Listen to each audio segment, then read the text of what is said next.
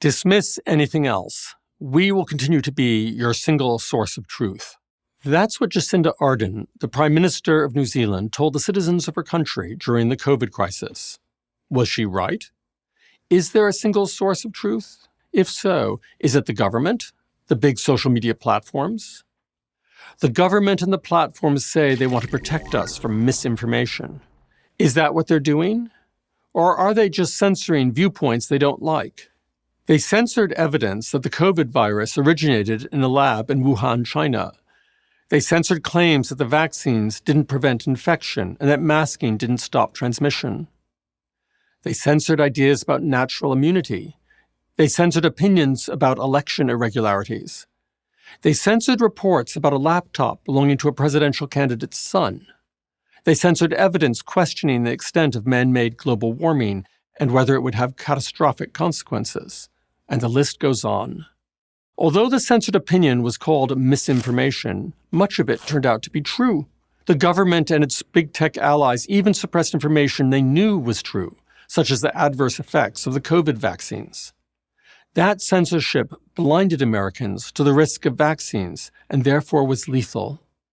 Here's just one example. Not knowing about the adverse vaccine events, Ernest Ramirez pressed his 16-year-old son to get vaccinated. His son died 5 days later due to an enlarged heart, a symptom that has been linked to the vaccines, especially in young men. When Ernest spoke about his grief on a private Facebook page for vaccine sufferers, Facebook censored him at the behest of the White House. The censorship blinded Ernest to the risk and then barred him from sharing his pain. In suppressing misinformation, the government and the social media platforms anoint themselves arbiters of truth, just as Jacinda Ardern did. But if anything can be learned from the COVID debacle, it is that no one, not a prime minister or a president, not Anthony Fauci, not the White House, the National Institutes of Health, or the Food and Drug Administration, has a monopoly on that essential commodity. The government and the dominant platforms were wrong, tragically wrong, about the vaccines, about medications, about masks, about ventilators, about business lockdowns, about school lockdowns, about the virus's origins, and about the Hunter Biden laptop. Yet they say we should rely on them to identify misinformation. We shouldn't.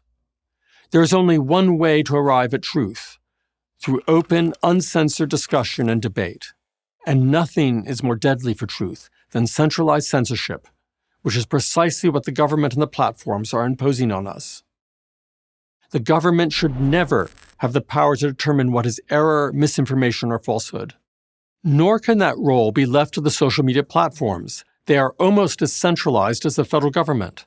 And being dependent on the government, they can be made to do its bidding, as made abundantly clear by the Twitter files released by Elon Musk. Censorship is mind control. That's why governments want it, and that's exactly why they shouldn't have it. Let's see how this plays out in the political sphere. Speech is how individuals learn about political candidates and how political opinions are formed. Without free speech, there can't be free elections. So when the government controls election speech, it controls elections. And then you no longer live in a democracy, let alone a republic. Tragically, many Americans now think that free speech is only for them, not their political opponents. In their view, censorship is desirable, and the First Amendment just a quaint 18th century artifact. The whole point of freedom of speech is that all of us should be free to explore all sorts of ideas. Only in that way can we test claims of truth for error. None of us is infallible. None of us have all of the truth. We depend on others to correct our mistakes and teach us what we don't know. So, speak up for freedom of speech, not just for you, but for everyone else, especially those with whom you disagree. Although the forces arrayed against speech are formidable, do not despair.